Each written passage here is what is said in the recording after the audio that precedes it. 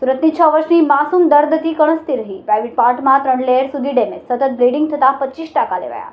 અસહ્ય પીડામાં પણ પોલીસને આપી આરોપીની વિગતો. 14 માર્ચની રાત્રે સુરતમાં 6 વર્ષની બાળકીને અપહરણ કર્યા બાદમાં આરોપીએ તેની પોતાની હવસનો શિકાર બનાવી હતી. ત્યારબાદ આરોપી બાળકીને લોહીલુહાણ હાલતમાં ફરી માતા પાસે છોડીને ફરાર થઈ ગયો હતો. જોકે બીજા દિવસે સવારે જ્યારે માતાએ બાળકીની હાલત જોતા પગ તળેથી જમીન સરકી ગઈ હતી. લોહીમાં લથપથ માત્ર 6 વર્ષની બાળકી સારવાર માટે હોસ્પિટલ ખસેડાઈ હતી, જ્યાં તબીબો દ્વારા બાળકીની સર્જરી કરવામાં આવી. આ પહેલા અસહ્ય પીડા વચ્ચે બાળકીએ આરોપીની દરેક વિગત પોલીસને આપી હતી, જેના કારણે પોલીસ માત્ર 8 કલાકમાં આરોપી સુધી પહોંચી અને તેને પકડવામાં સફળ રહી. અપહરણ અને દુષ્કર્મનો ભોગ બનેલી માસૂમ બાળકી લોહીલુહાણ હાલતમાં સુરતની મહાનગરપાલિકા સંચાલિત સિવિલ અસ્પતાલમાં ખસેડાઈ હતી, જ્યાં ફરજ પરના ડોક્ટરો દ્વારા બાળકીને તપાસ કરતા દુષ્કર્મ થયું હોવાનું જણાવ્યું હતું. ત્યારબાદ બાળકીને ઓપરેશન થિયેટરમાં લઈ જવામાં આવી હતી. બાળકીના પ્રાઇવેટ પાર્ટમાં સતત બ્લીડિંગ થઈ રહ્યું હતું, જેના કારણે 25 જેટલા ટાંકા લગાવવામાં આવ્યા હતા. ગાયનેક વિભાગ અને સર્જરી વિભાગના 2 ડોક્ટરો દ્વારા બાળકીની 1.5 કલાક સર્જરી કરવામાં આવી. ત્યારબાદ તેને આઈસીયુમાં રાખવામાં આવી છે, જ્યાં હાલ ડોક્ટર તેની સ્થિતિ સ્થિર હોવાનું જણાવી રહ્યા છે.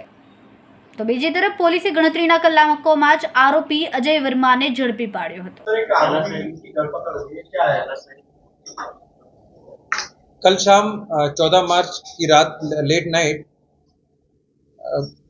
एक 6 वर्ष की बच्ची के साथ दुष्कर्म हुआ और जब ये पुलिस को जान हुई आज सवेरे, पुलिस को खबर मिली सवेरे आज, तो पुलिस की अलग अलग टीमें इसमें काम में लग गई. ये बनाव कतारगाम पुलिस स्टेशन के एरिया में बना है. तो कतारगाम की पुलिस, आसपास के बाकी थाने जो जोन के लगते हैं, मैदरपुरा, संगनपुर, इनके पुलिस और उनके स्टाफ और क्राइम ब्रांच की करीब 6 इंस्पेक्टर और 12 सब इंस्पेक्टर मिलाकर 150 से ज़्यादा पुलिस वाले सब इसमें लग गए एक साथ. और हम लोगों ने काफ़ी मेहनत की और ह्यूमन इंटेलिजेंस और सीसीटीवी फुटेज और टेक्निकल सर्वेलेंस, इन सब की मदद से उस आरोपी तक हम लोग पहुंच पाए.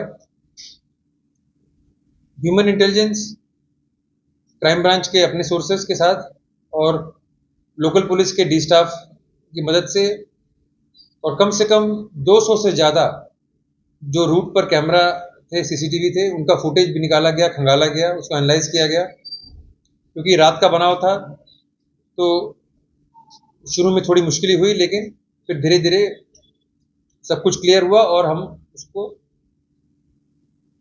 जल्दी ही पकड़ सके. आरोपी तक पहुंचने के लिए हमने जैसे मैंने बताया सीसीटीवी फुटेज का सहारा लिया और ह्यूमन इंटेलिजेंस का सहारा लिया और वो जो विक्टिम बच्ची है उससे भी बातचीत की. उसने भी कुछ हमें इनपुट्स दिए, जिससे हमारे लिए ये हमें सहयोग मिला और हम आरोपी तक पहुंच सके. आरोपी क्या काम करता था और ये व्यक्ति को पहचानता था? जो प्राथमिक तपास है, इन्वेस्टिगेशन है, उसके हिसाब से आरोपी लड़की को जानता नहीं था और वो गन्ने की एक जूस लारी पर काम करता था. आरोपी यहाँ पर पहले भी सूरत में रहा है, करीब 2-2.5 साल पहले. इस बीच वो और भी शहरों में उसने काम किया है, इंडिया के शहरों में, दक्षिण भारत में. ये सब इन्वेस्टिगेशन में और क्लियर होगा आगे.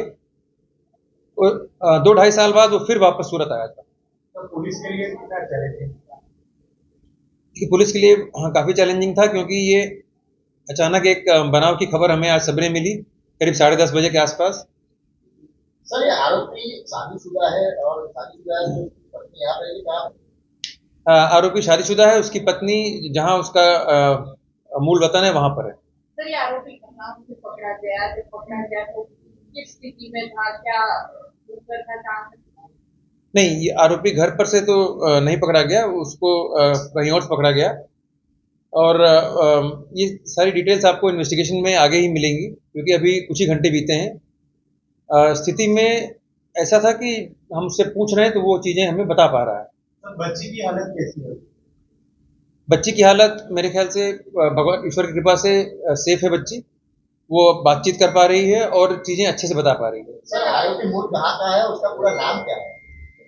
आरोपी का नाम अजय अशोक वर्मा है, जो उसने बताया है, और वो रहने वाला यूपी स्टेट के गोंडा बलरामपुर एरिया।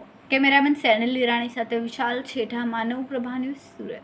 અમારા વિડિયોની નવી નવી અપડેટ મેળવવા માટે સબસ્ક્રાઇબ કરો માનવ પ્રભા ન્યૂઝ ચેનલને, બેલ આઇકન ક્લિક કરો લેટેસ્ટ વિડિયો સૌથી પહેલા મેળવવા માટે।